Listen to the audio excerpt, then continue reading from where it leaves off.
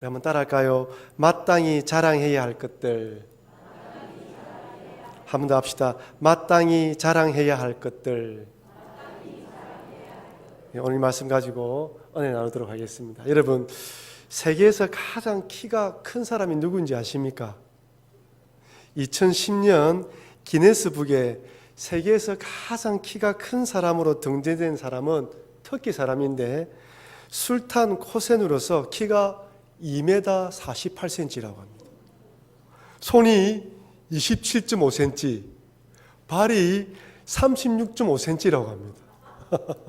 그렇다면 보십시오. 세계에서 가장 키가 작은 사람은 그 옆에 있는 사람인데, 네팔 사람인데 찬드라 바하두로 당기라는 사람이에요. 키가 54.6cm입니다. 이분이 2015년 72세의 나이로 이 세상을 떠났지만 그때까지 건강하게 살았다고 합니다. 키 차이 많이 나죠? 그럼 여러분 또 한번 질문하겠습니다. 그렇다면 세계에서 가장 키가 큰 이 사람과 가장 키가 작았던 이 사람 중에 욕심은 누가 많을까요? 어떤 사람 욕심도 많겠습니까? 키가 작은 사람. 키가 커서 이 욕심이 많거나 키가 작으면 욕심이 작을까요? 안 그렇습니다. 사람이 이 땅에서 아무리 커봐야 3m 정도밖에 안 되는데, 제일 큰 사람 3m 넘을 사람이 있겠습니까마는 정도밖에 안 되는데, 인간의 이 욕심의 깊이는 측정할 수도 잴 수가 없어요. 이 세상에서 가장 높은 산보다 높고 저 깊은 바다보다 더 깊은 것이 사람의 욕심입니다. 동의하시죠? 채워지지가 않아요. 그런데 태초에 아담과 하와를 한번 보십시오.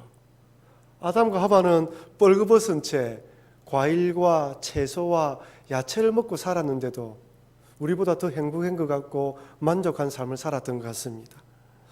남들이 부유한 집도 오늘 살아가는 우리들이 가지고 싶어하는 것들도 없었음에도 불구하고 감사하며 살아갔던 것 같아요. 반면에 오늘 살아가는 우리는 어떻습니까? 계절마다 입을 옷들이 집에 많습니다. 옷장을 열어보면 봄, 여름, 가을, 겨울마다 입을 옷들이 몇 벌이 있음에도 불구하고 입을 옷이 없네. 그죠?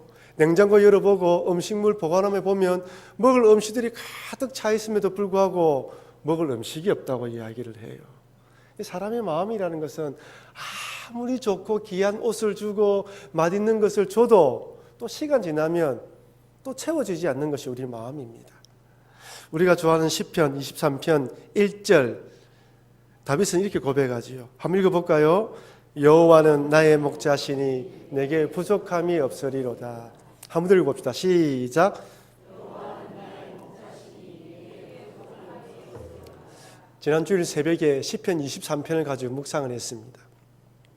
지난 주일도 말씀드렸다시피 여기 부족함이 없으리로다 할 때 없다라는 말의 히브리어는 히브리어에서 가장 강한 부정의 의미를 지니고 있어요. 절대 아니다, 전혀 부족하지 않다는 말이에요. 전혀 부족하지 않고 만족한다는 것입니다. 뭐 때문에 그렇습니까? 여호와가 나의 목자이기 때문이라는 거예요.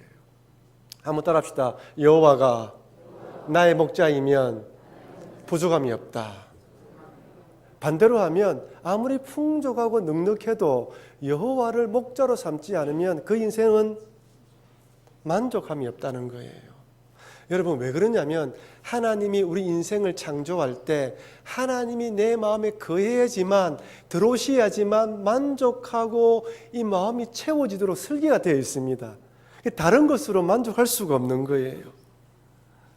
창세기 4장에 보면요, 인류의 최초의 살인 현장과 그 이후 하나님을 떠난 가인 후손들이 살아가는 에녹성의 이야기가 나오죠. 하나님께서 동생 아벨의 제사만 받은 것에 분노했던 가인은 자신의 잘못을 뉘우치기보다는 오히려 동생 아벨을 들로 유인하여 쳐 죽여버립니다. 여러분, 가인이 동생 아벨을 들에서 우발적으로 죽였습니까? 계획적으로 죽였습니까? 계획적으로 죽였죠.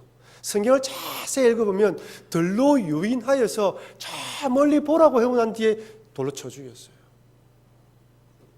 가인은 모든 원인을 동생 아벨에게 돌렸을 뿐 아니라 마치 경쟁자처럼 생각하면서 동생 아벨만 없어진다면 하나님께서 자기의 제사를 받을 것이라고 생각했어요.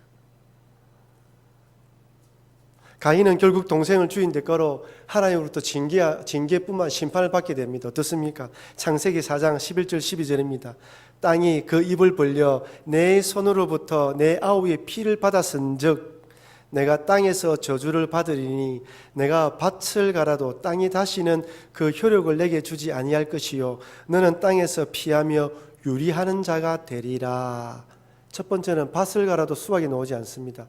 땅을 떠돌아다니는 자로 살아라고 이야기를 해요. 여러분, 만약에 하나님이 심판으로 가인을 심판했다면 그냥 죽여버리면 됩니다. 하지만 떠돌아다니게 한 이유가 무엇일까요?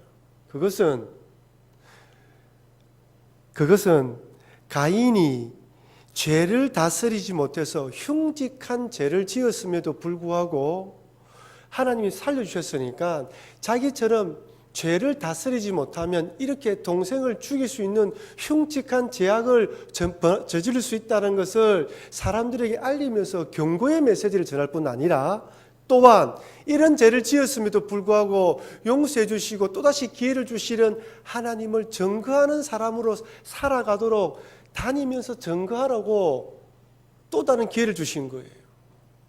하지만 가인은 하나님의 이 말씀을 따르기보다는 정착하여 성을 쌓아갑니다. 그것이 에녹성이었죠. 가인은 하나님의 말씀을 어기고 성을 쌓아가는데 왜 그러냐면 혹이나 다니다가 자기처럼 자기가 동생을 죽였던 것처럼 다른 사람이 자기를 죽이면 어떻게 할까라는 두려운 마음으로 혼자서 성을 쌓았던 거예요. 하나님이 가인에게 뭐라 약속합니까? 모든 사람에게서 죽임을 면하게 하겠다 하면서 표를 주었죠. 그럼에도 가인은 그것을 믿지 않았습니다. 자기 스스로 지키려고 성을 쌓았던 거예요. 재밌습니다. 이렇게 성을 쌓아서 가인의 후손들이 점점 자손들을 낳고 그 성에 살아갑니다. 여러분, 창세기 4장을 펴보십시오. 성경을 다 찾아볼 수 없기 때문에 창세기 4장을 펴보시면서 19절 말씀부터 해가지고 쫙 찾아보실 것인데 한번 미리 펴놓으십시오. 이렇게 시작된 가인의 후손들의 족보를 보면 몇 가지 특징이 있습니다. 첫 번째는 정욕과 쾌락을 추구해요. 이 가인의 후손들이. 가인의 후손 중에 라멕이라는 사람이 있는데 그는 인류 최초로 일부 일처제를 깨트린 사람이에요. 일부 다처제를 가져온 사람이지 않습니까? 19절 말씀 같이 읽어볼까요? 라멕이 두 아내를 맞이하였으니 하나의 이름은 아다요 하나의 이름은 실라였더라. 여러분, 아다라는 말의 뜻이 뭔지 아십니까? 아름답다, 단장하다는 의미예요. 그러니까 이 여인이 아름다웠을까요? 못났을까요? 아름다웠죠. 라멕은 처음에 미인 아내를 선택했습니다. 두 번째, 실라라는 뜻의 이름이 뭐냐면 딸랑거리다, 악기 다루는 자다는 뜻이에요. 그러니까 악기를 잘 다루면서 사람 옆에서 좋은 이야기를 하여 길을 즐겁게 해주는 여인이었어요. 한 아내는 아름다운 여인, 한 아내는 자기의 마음을 즐겁게 해주는 여인이었어요. 둘 중에 한 명만 선택해야 되는데 라멕은 자기 좋아하는 대로 안목의 정욕대로 욕망의 본능에 이끌려서 자기 좋아하는 대로 두 명의 아내를 취합니다. 하나님 만들어 놓으신 일부 일처지의 질서를 생각하지 않고 깨트려버린 것이죠. 자신의 정욕에 따라 살아가는 사람이었습니다. 두 번째는 부자도 있었습니다. 20절 말씀입니다. 아다는 야발을 낳았으니 그는 장막에 거주하여 가축을 치는 자의 조상이 되었고라고 되어 있죠. 여기 히브리 원문을 살펴보면 가축이란 말이 가축떼를 의미합니다. 그러니 그 당시에 한두 마리를 키운 것이 아니라 가축떼를 이루어서 큰 목장을 운영하는 부자가 있었다는 거예요. 부자가 있었다는 것은 그 부자 밑에서 고용되어서 일하는 사람이 있었다는 것이죠. 부자가 있었고 가난한 자가 있었다는 거예요. 그 성 안에 벌써 이런 일이 있었다는 것입니다. 세 번째는 세속 문명과 문화 그리고 무기를 만들어냅니다. 여러분 21절에 보십시오. 수금과 퉁소를 잡은 자의 조상이 유발이 소개되죠. 농사를 짓는 것이 아니라 가축을 방목하여 키웠기 때문에 여가 시간에는 이 사람들이 각종 이런 나무라든지 풀을 통하여 소리를 내면서 악기를 만들어낸 것이죠. 그러다가 정말로 수금과 퉁소 같은 것을 만들어냅니다. 22절은 더 특이합니다. 22절에 보면 대장작이라고 할 수 있는 두발가인이라는 사람의 이야기가 나오죠. 구리와 쇠로 여러 가지 기구를 만들었다고 소개합니다. 여러분이 가지고 있는 성경에는 여러 가지 기구가 번역되어 있죠. 옛날 성경에는 뭐라고 되어 있냐면 각양 날카로운 기계예요. 그러면 여러 가지 기구, 각양 날카로운 기계라는 뜻을 살펴보면 이때 만들었던 기구들은 농기구를 만들었을까요? 낫이나 홈이나 이런 걸 만들었을까요? 아닙니다. 창, 칼, 화살 등의 무기를 만들었다는 거예요. 방어용일 수도 있지만 공격용으로 무기를 만들었다는 거예요. 이 말이 무슨 말입니까? 그 도시 안에 얼마든지 싸움과 다툼과 침략과 약탈이 일어날 수 있다는 것을 예표해 주는 거예요. 마지막 네 번째는 죄 짓는 것을 두려워하지 않았습니다. 창세기 4장 23절 24절입니다. 라멕이 아내들에게 이르되 아다와 실라여 내 목소리를 들으라. 라멕의 아내들이여 내 말을 들으라. 나의 상처로 말미암아 내가 사람을 죽였고 나의 상함으로 말미암아 소년을 죽였도다. 가인을 위하여는 벌이 700일진데 라멕을 위하여는 벌이 77배이로다 하였더라. 무슨 말입니까? 내가 사람을 죽였는데 왜 사람을 죽였죠? 나의 상함과 어떤 상처로 인하여서 그 소년을 죽였다는 거예요. 그러니까 무슨 문제인지 모르지만 라멕이 이 소년하고 시비가 붙었나 봐요. 그 소년이 라멕에게 상처를 주는데 상처를 줬다는 이유로 그 소년을 죽여버렸어요. 그러면 하는 말이 나는 잘못이 없다는 거예요. 그러면서 가인이 죄를 범했을 때 그 가인을 죽이면 하나님께서 벌을 7배나 한다고 했지만 자기는 정당방위를 했기 때문에 이 일로 나를 죽인다면 그 사람은 77배로 하나님께 벌을 받을 것이라고 이야기를 하고 있습니다. 그러니 쉽게 말하면 자기의 죄를 정당화시키고 또한 하나님의 말씀을 희롱거리로 자랑 삼아 이야기하고 있는 거예요. 하나님 무서워하지 않고 두려워하지 않고 오히려 죄를 자랑하고 있는 것이 이 모습입니다. 네, 여러분, 이 가인의 후손들이 살아가고 있는 이 에녹성의 모습이 어디서 많이 보지 않았습니까? 우리가 살아가고 있는 모습이에요. 지금 이 세상의 모습들이 가만히 보면 음악과 문화를 창출해낼 뿐 아니라 쾌락과 욕망을 추구하면서 하나님의 질서에는 관심이 없습니다. 내가 좋아하면 아내 2명이고 3명이고 만날 뿐 아니라 동성애도 상관없고 무엇이든지 쾌락을 쫓아가는 세상이지 않습니까? 나의 돈을 벌기 위해서라면 남의 가슴에 대못을 박더라도 그죠? 살아가는 세상의 모습입니다. 이 모습이 오늘날 여러분과 우리가 살아가는 이 세상의 모습입니다. 근데 이렇게 살아가는 에녹성의 사람들이 만족함을 누릴까요? 참된 행복함을 가지고 있을까요? 그렇지 않습니다. 그런데 이에 반해 사도행전 2장에 나오는 초대교회 공동체를 한번 보십시오. 오순절 다락방에 성령이 임하고 난 뒤 예루살렘에 초대교회가 탄생합니다. 이렇게 탄생된 초대교회의 또 특징이 4가지가 있습니다. 첫 번째는 질서가 있습니다. 우리 사도행전 2장 42절 말씀 같이 한번 읽어볼까요? 그들이 사도의 가르침을 받아 서로 교제하고 떡을 떼며 오로지 기도하기를 힘쓰며. 첫 번째 뭡니까? 그들이 사도의 가르침을 받았다는 거예요. 우리가 생각하기는 목사님 당연히 사도의 가르침을 받았겠죠. 예수님의 제자들인데. 여러분 그렇지 않습니다. 초대교회 당시에 성령의 강력한 역사가 일어났죠. 방언과 예언과 다양한 능력이 드러났습니다. 그러니 사도들이 해봤자 가난한 또 무식한 어부 출신들이 많고 유대인들이 로마의 매국노라고 생각하는 세리도 있었기 때문에 그들이 생각하기에 자기가 가진 은사가 더 뛰어나다고 생각하면서 사도의 권위를 무시할 수도 있었습니다. 하지만 모든 사람들이 그 사도의 권위, 사도의 가르침 안에 있었다는, 질서가 있었다는 거예요. 하나님께서 만드신 질서를 파괴했던 에녹성과 대조되는 부분이죠. 여러분, 믿음이 있고 신앙이 있는 곳에는 질서가 있습니다. 두 번째는 42절 말씀처럼 교제하며 기도하기를 힘썼습니다. 여러분, 여기서 교제라는 것은 그저 밥 먹으면서 세상 돌아가는 이야기, 영화나 드라마나 일상상의 이야기만 했다는 것이 아닙니다. 물론 처음에 이야기를 꺼내기 위해서 이런 이야기를 해나가면서 마음을 열지만은 하나님에 대해서 들은 말씀을 가지고 어떻게 살아갈 것인지, 여러분이 목장 모임하면서 성경 들었던 말씀을 가지고 삶을 나누는 것처럼 그런 삶을 나누면서 기도하며 하나님의 뜻을 발견하는 교제의 모임이었다는 거예요. 철저하게 하나님의 뜻이 중심이 되는 모임이었다는 것입니다. 세 번째가 중요하죠. 유무상통입니다. 사도행전 2장 44절 45절 같이 한번 읽어볼까요?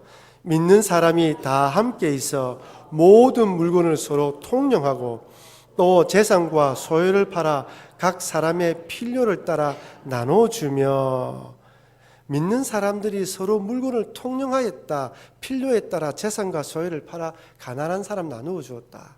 여러분, 그렇다면 이 공동체에 들어올 때 모든 사람들이 자기 재산과 밭과 소유를 다 팔아서 교회 안에 들어왔단 말입니까?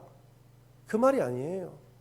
교회가 필요할 때, 교회가 어려움이 있다고 이야기를 할 때 자원하는 마음 기꺼이 있는 사람들이 자기 재산을 팔아서 가져온 거예요. 교회에서 자, 우리 공동체 모임 할 테니까 여러분 집문서 가져오십시오, 통장 다 가져오십시오 이야기한 게 아니에요. 오늘날 교회처럼 우리 교회에 이런 일이 있습니다, 저런 분이 힘들어합니다, 저 선교사님 도와주십시다 했을 때 자원하고 뜨거운 마음 있는 사람들이 재산을 팔아서 가져왔다는 거예요. 부자는 마음, 도우려는 마음이었죠. 에녹스는 어땠습니까? 부자는 자기 돈을 챙겨서 자기 욕심을 챙기고 사람을 고용해서 자기 이익을 극대화하는 구조였다면, 예루살렘 교회에서는 나의 이익을 가지고 남에게 나눠주는 거예요. 자원하는 마음으로. 우리 교회에서도 주일학교 여름 수련회와 성경학교를 위해서 이번에 헌금을 했습니다. 여러분, 한 1,300만 원이 들어왔어요.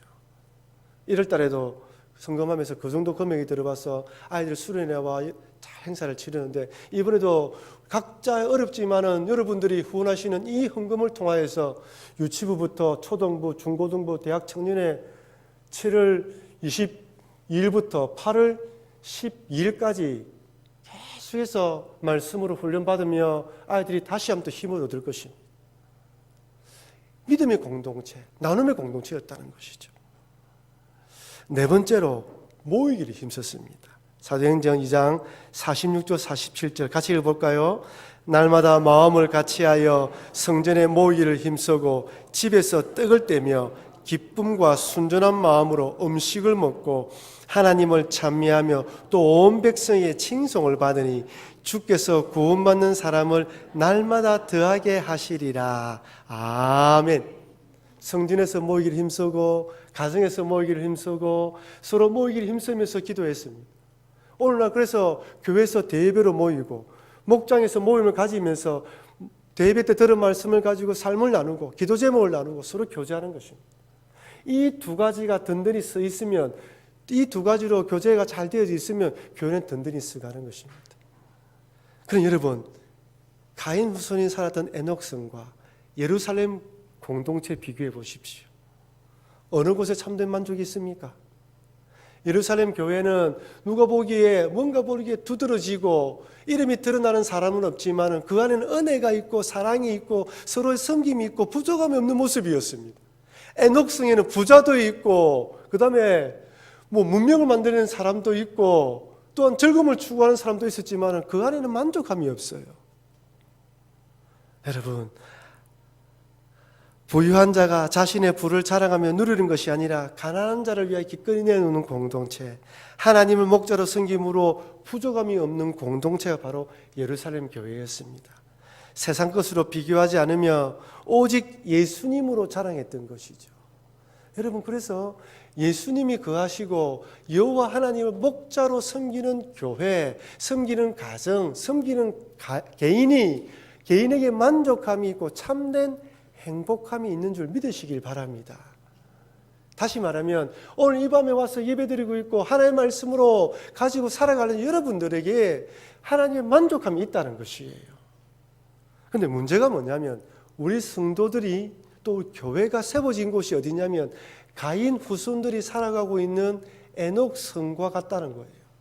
이 세상이 에녹 성과 같은 세상에 우리가 살아가고 있고 이 교회가 세워져 있기 때문에 끊임없이 이 에녹 성의 문화, 타락한 것들이 유혹으로 다가오고 시험으로 다가오고 시련으로 다가온다는 것입니다.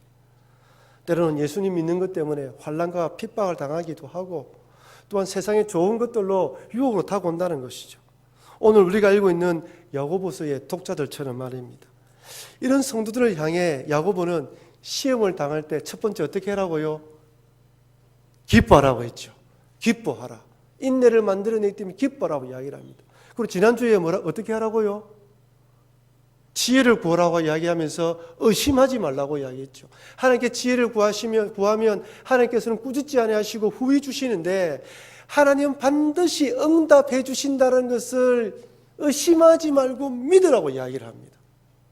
그러면서 오늘 본문에서는 가난한 자는 자신의 높임을 자랑하고 부유한 자는 자신의 낮아짐을 자랑하라고 이야기를 합니다. 갑자기 교회 안에 부유한 자, 가난한 자를 이야기하면서 그 교회 안에 있던 각자의 사람들 가운데에서 어떤 자세로 이런 시험이 찾아왔을 때 이겨내야 할지 말씀하고 있는 거예요. 한마디로 다시 말씀드리면 재물과 물질로 만족하거나 주눅들지 말고 내가 누구인지 정체성을 확실히 하라는 것입니다. 예수님으로 구원받은 사람이기 때문에 예수님으로 자랑하고 하나님으로 만족하는 삶을 살아가라는 것이죠. 비록 에노스 같은 세상에 살아가고 있지만 예루살렘 교회 성도들처럼 예수님을 자랑하고 하나님으로 만족하는 삶, 가진 것을 자랑하지 않으며 나눠줄 수 있는 삶. 만약 성도가 여러분과 제가 이 사실을 잊어버리면 세상 사람들과 비교하면서 살아갈 수밖에 없을 뿐만 아니라 시험과 유혹이 찾아올 때 절대로 극복할 수 없습니다. 내가 예수님 안에서 만족함을 누리고 있다는 것을 잊어버리면 승리할 수 없다는 거예요. 그래서 야고보는 이렇게 권면합니다. 1장 9절 10절 말씀 같이 한번 읽어보겠습니다. 낮은 형제는 자기의 높음을 자랑하고 부한 자는 자기의 낮아짐을 자랑할지니 이는 그가 풀의 꽃과 같이 지나감이라. 아멘. 여기서 낮은 형제는 자기의 높임을 자랑하라. 여기 낮은 형제라는 말은 가난하고 연약한 자를 말합니다. 여기 자랑하라는 말의 헬라어가 가오마이인데 이 말은 부유한 자가 상대적으로 자기보다 가난한 자를 빗대어서 내가 이런 부자라고 자랑할 때만 쓰는 단어예요. 그러니까 부자들의 전유물입니다. 가난한 자들이 내가 이런 사람이다라고 자랑할 때 이런 단어를 사용할 수 없었다는 거예요.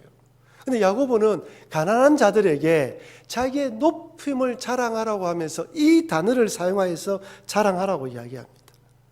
근데 특별히 여기 중요한 것은 야고보가 이 낮은 형제, 가난한 자들에 대해서 가난한 것은 하나님의 저주가 아니고 여러분의 잘못이 아니라고 이야기합니다. 가난한 것이 문제가 있다고 이야기하는 게 아니에요. 축복, 돈 많이 벌고 성공한 것이 축복이라는 것이 아닐 뿐만 아니라 가난하고 못 사는 것도 하나님이 저주하고 복 안 주신 것이 아니라는 것입니다. 가난한 형편에 있고 어려운 형편에 있는데 가운데서도 우리가 자랑할 것이 있는데 그것은 예수님으로 구원받은 하나님의 백성임을 자랑하라는 거예요. 그렇지 않으면 죽을 수밖에 없는 것이죠. 그렇지 않으면 만약 여러분 생각해 보십시오. 성공하고 출세한 것이 하나님의 복이라면 가난하고 못 사는 것은 저주입니까? 아니죠. 잊지 말라는 거예요. 제가 왜 길게 에녹 성과 예루살렘 성을 이야기한 이유가 무엇이냐면 하나님께서는 때로는 형편에 따라서 그 사람에 따라서 하나님이 그렇게 허락하신 거예요. 그래서 내 처지가 비록 어려운 상황에 있달지라도 잘된 사람을 바라며 부러워하는 것이 아니라 그리스도로 구원받은 것에 감사라는 것입니다. 오히려 낮은 현재, 가난하고 비천하다 할지라도 그리스도인으로 자신의 높음, 다시 말씀드리면 그리스도 예수를 구주로 믿음으로 하나님의 백성됨을 높이라는 것이죠. 한순간 참 흙으로 사라질 인생 가운데에 이 하나님 입장에서는 부자나 가난한 자나 별반 차이가 없다는 것입니다. 그것도 부자들이 자신의 부를 자랑할 때 사용되는 이 단어를 가난한 자들에게 이야기하면서 너희들 자랑하라고 이야기를 합니다. 예수님 믿어 구원받은 하나님 백성 되었다는 사실이 이 땅에서 가장 큰 자랑거리라는 사실을 여러분 잊지 마시길 바랍니다. 내 마음속에 이것이 자꾸 약해지면 세상과 비교할 수밖에 없는 것이에요. 신세 한탄할 수밖에 없습니다. 이것이 얼마나 큰 복인지 매일매일 깨닫게 해달라고 기도하시는 여러분과 제가 되길 바랍니다. 이런 배짱이 없으면 세상 앞에서 늘 기죽을 수밖에 없어요. 이것은 부자들도 마찬가지입니다. 야고보는 부자들에게도 자신의 낮아짐을 자랑하라고 권면합니다. 저는 개인적으로 물질의 부자들은 하나님 축복이 아니라 하나님께서 은사로 주셨다고 믿습니다. 하나님께서 은사로 많은 돈을 벌 수 있는 눈을 주시고 그래서 많은 돈을 벌었어요. 그렇다면 그 많은 돈을 벌은 것을 가지고 어떻게 쓰느냐에 따라서 하나님 앞에 섰을 때 잘했다 칭찬받는 종이 될 수도 있고 책망받을 수도 있습니다. 그 물질을 가지고 자신의 탐욕과 욕망을 위해 사용했다면 반드시 책망받는 거예요. 그래서 야고보는 부자들을 향하여서 당신의 낮아짐을 자랑하라고 이야기합니다. 낮아짐이 무엇일까요? 그것은 비록 돈을 많이 벌어서 부유한 사람이 되었지만 그러나 그럼에도 불구하고 하나님 앞에 섰을 때는 죄인이라는 사실을 잊지 말라는 것입니다. 여러분 잘 보십시오. 여러분 주변에 친구들이나 아는 분들 중에 첫째, 부모님이 재산이 많고 자기 공부 잘하고 어려움 없는 사람 치고 겸손한 사람 봤습니까? 죄송하지만 저는 한 명도 보지 못했습니다. 집안이 부자고 성공하고 자기도 건강하고 잘 됐는데 겸손한 사람은 뭔가 문제가 있었어요. 어릴 때 큰 죽을 고비를 넘겼든지 자식에게 문제가 있든지 겸손할 수밖에 없는 상황이 있었던 것이죠. 부자이면서 자기가 출세했는데 내가 예수님 앞에서 하나님 앞에서 죄인이라는 사실을 인정하지 못하면 사람은 교만해질 수밖에 없습니다. 그래서 하나님 앞에서 성공한 자들은 출세한 자들은 내가 죄인이라는 사실을 잊지 말고 그것을 자랑하라고 이야기를 합니다. 사람들 앞에서 그것을 자랑할 때 오히려 부로 인해서 절대 교만하지 않는다는 것입니다.